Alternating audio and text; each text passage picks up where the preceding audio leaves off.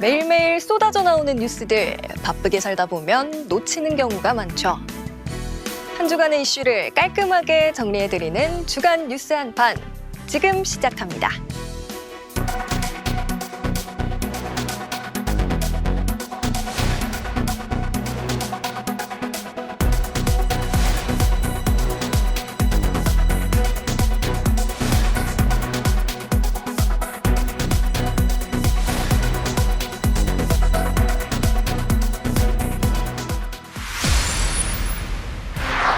지난 24일 일본의 후쿠시마 오염수 해양 방류 이후 중국에서 반일 감정이 거세지고 있습니다.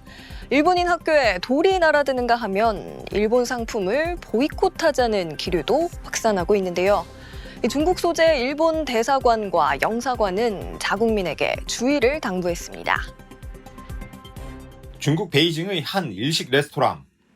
일본에서 들여온 식재료를 쓰지 않으니 안심하고 이용하라는 안내문이 붙어 있습니다.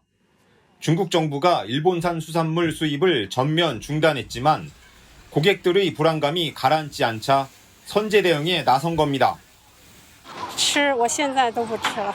应该我觉得不太会了吧，我觉得还是比较担心安全问题。 최근 중국 내에서 대일본 감정이 급격히 악화하면서 다양한 반일 움직임이 나타나고 있다고 일본 언론들이 보도했습니다.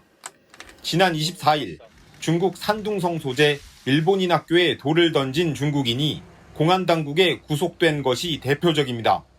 장쑤성 수저우 일본인 학교에는 계란이 날아들었고 칭다오 일본 총영사관 인근에는 일본인을 경멸하는 내용의 낙서가 등장했습니다. 중국판 틱톡 도우인에는 일본 국회에 항의 전화를 하는 영상이 올라와 높은 조회수를 기록하기도 했습니다. 온라인에는 화장품 등 일본 제품 불매운동을 독려하는 글이 잇따라 올라오는 상황입니다. 중국 최대 연휴 중 하나인 국경절 대목을 앞두고 일본으로 떠나려던 단체 여행 예약 취소도 속출하고 있습니다. 기시다 후미오 총리의 친서를 들고 중국을 방문할 계획이었던 열린여당 공명당 대표는 중국으로부터 적절한 시기가 아니다라는 연락을 받고 방중을 연기했습니다. 일본 외무성은 중국 측에 매우 유감스럽고 우려된다는 의사를 전달하고 국민들에게 냉정한 행동을 호소해 줄 것을 촉구했습니다. 또 중국 내 자국민들에게 외출 시 가급적 언행을 삼가고 일본어를 큰 소리로 말하지 말아달라고 당부했습니다. 도쿄에서 연합뉴스 박상현입니다.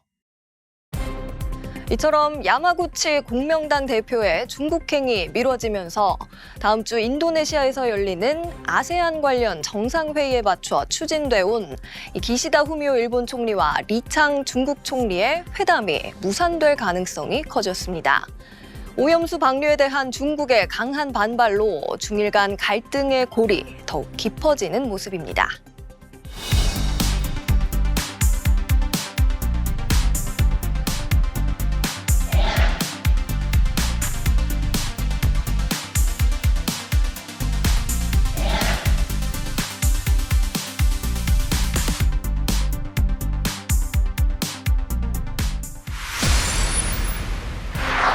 정부가 새만금 국제공항 건설 등을 포함한 개발 계획을 전면 재검토하기로 했습니다. 한덕수 총리가 관련 부처에 지시를 내린 것으로 알려진 가운데 국토교통부는 2025년까지 기본 계획을 재수립한다는 방침입니다. 정부가 새만금 개발을 위한 기본 계획을 전면 재검토하기로 했습니다. 여건에 따르면 한덕수 총리는 국토교통부와 새만금 개발청에 새로운 새만금 빅픽처를 짜달라는 당부를 전한 것으로 알려졌습니다. 제대로 된 경제적 효과를 올리려면 목표를 새롭게 설정해야 한다는 판단을 내린 것으로 전해집니다. 새만금 개발 사업엔 윤석열 정부에서도 6조 6천억 원의 민간 자본 투자가 진행됐지만 관할권 분쟁 등 잡음이 이어졌습니다. 공항, 항만, 철도 등 기존에 계획된 기반 시설에 대한 타당성도 다시 따져봐야 한다는 지적이 제기된 가운데 국토부는 이르면 다음 주 초 연구 용역에 착수한다는 방침입니다. 용역 결과는 이르면 내년 상반기 중 나올 것으로 보이는데 50% 이상 진척된 철도와 항만 사업은 그대로 진행할 계획인 것으로 알려졌습니다. 앞서 정부가 국회에 제출한 내년도 새만금 SOC 국가 예산은 1,479억 원으로 요청했던 금액보다 78%가량 삭감됐습니다. 이에 전북도가 보도자료를 내고 잼버리 파행이라는 돌발 변수가 애꿎은 새만금 SOC 예산에 영향을 미친 것으로 보인다며 우려를 표한 가운데 사업계획 전면 재검토까지 알려지며 당혹스러운 분위기도 감지됩니다. 연합뉴스TV 김수강입니다. 임상규 전라북도 행정부지사는 이날 브리핑을 열고 국가 예산안 앞에서 참담함과 당혹감을 느낀다며 상식적으로 이해할 수 없는 비정상적인 결정이 이루어졌다고 말했습니다. 그리고 새만금 예산은 반드시 복원돼야 한다고 주장했는데요. 정부 관계자는 새만금 기본계획은 경제 상황 변동 등에 따라 5년에서 10년 단위로 주기적으로 갱신해왔다며 잼버리 대회와는 무관하다고 밝혔습니다.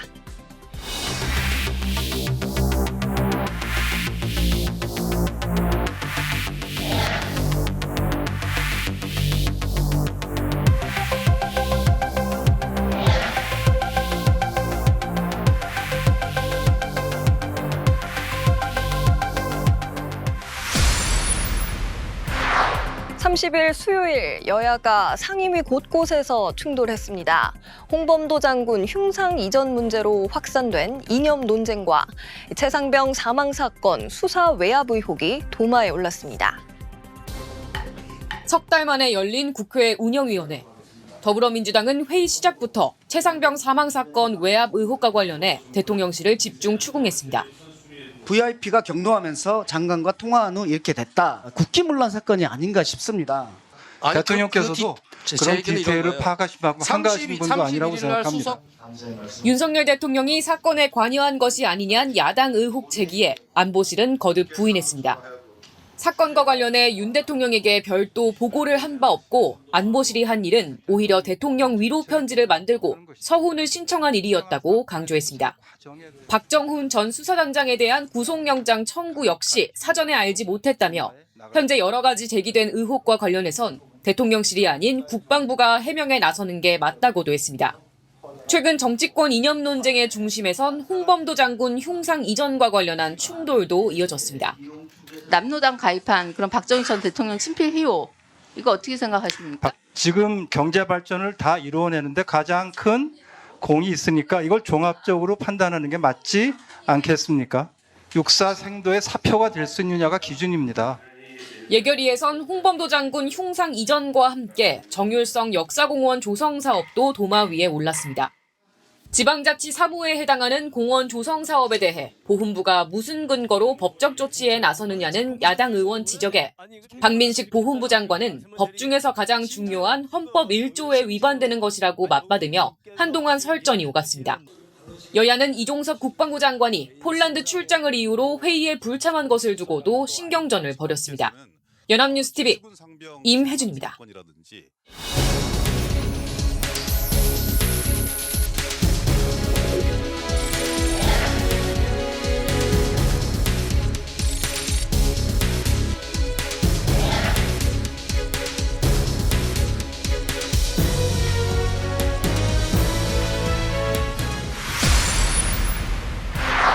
31일 목요일 코로나19 감염병 등급이 2급에서 독감과 같은 4급으로 하향됐습니다. 코로나 사태 시작 후 약 3년 반 만입니다. 다만 고위험군에 대한 관리 감독 체계는 유지됩니다. 서울 종로구 보건소의 선별진료소. 작년까지만 해도 발 디딜 틈이 없던 곳인데 이젠 하루 검사 수를 손에 꼽을 정도입니다. 서울역 광장이나 고속터미널역 등 사람이 많이 모이는 곳에 설치됐던 임시선별검사소도 모두 철거되고 이렇게 보건소 등 일부 선별진료소만 남아서 운영되고 있습니다. 이제 코로나 감염병 등급은 결핵, 홍역 같은 2급에서 독감과 같은 4급으로 내려갔습니다. 2020년 1월 국내 유입 직후 가장 높은 1급으로 분류됐다가 지난해 4월 2급이 됐고 다시 1년 4개월 만에 가장 낮은 4급으로 하향된 겁니다. 확진자 수가 많았을 때는 하루에 수천 명 검사를 하게 돼서 그때는 너무 힘들었습니다. 근데 지금 좀 수월한 편입니다. 모든 선별진료소 직원들이 진짜 열심히 최선을 다했다고 말씀드리고 싶습니다. 이제 확진자 집계는 하지 않고 PCR 등 검사 비용도 본인이 부담해야 합니다. 격리되거나 입원한 근로자에게 유급 휴가를 제공한 기업에 주던 유급 휴가비도 중단됩니다. 다만 고위험군 관리 감독 체계는 유지합니다. 중환자실에 격리 입원된 경우 등엔 연말까지 입원 치료비를 지원하고 60세 이상 등 고위험군은 검사비 건강보험 지원을 받을 수 있습니다. 병원급 이상 의료기관과 입소형 감염 취약시설의 실내 마스크 착용 의무도 그대로입니다. 방역당국은 코로나 위기 단계를 우선 경계로 유지하고 향후 감염 추이를 고려해 주의로 하향할지 여부를 결정하게 됩니다. 연합뉴스 TV 최덕재입니다.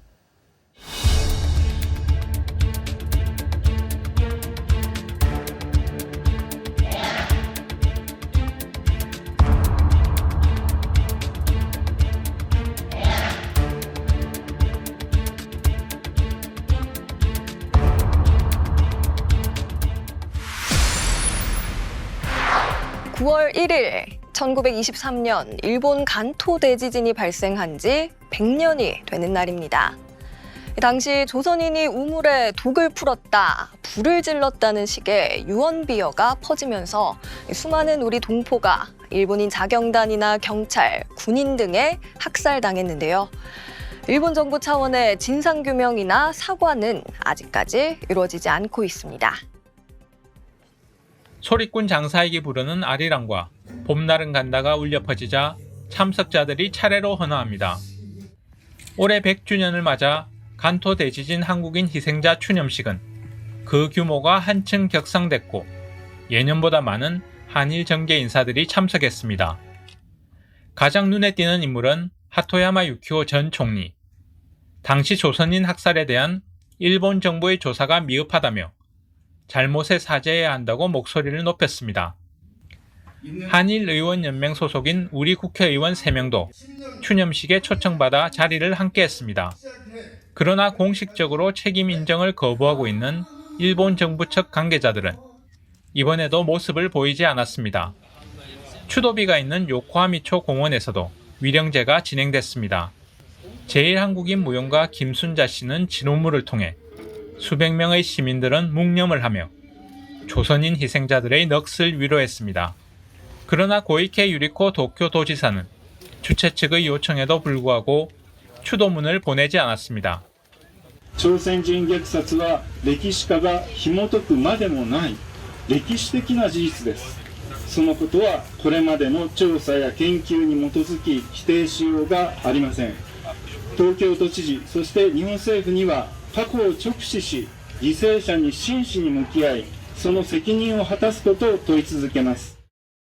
간토 대지진은 1923년 9월 1일 도쿄와 요코하마 등 간토 지역을 덮친 규모 7.9의 강진입니다. 당시 우물에 독을 풀었다, 불을 질렀다는 등의 유언비어가 퍼지면서 수많은 조선인이 일본 자경단 등에 의해 비참한 죽음을 맞았습니다. 사망자는 6,000명이 넘는 것으로 알려졌지만 제대로 된 진상규명은 아직까지도 이루어지지 않고 있습니다. 도쿄에서 연합뉴스 박성진입니다.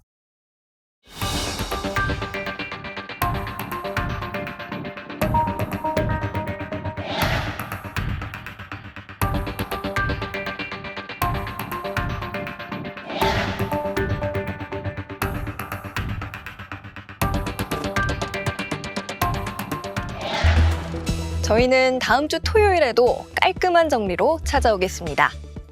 지금까지 주간 뉴스 한판이었습니다.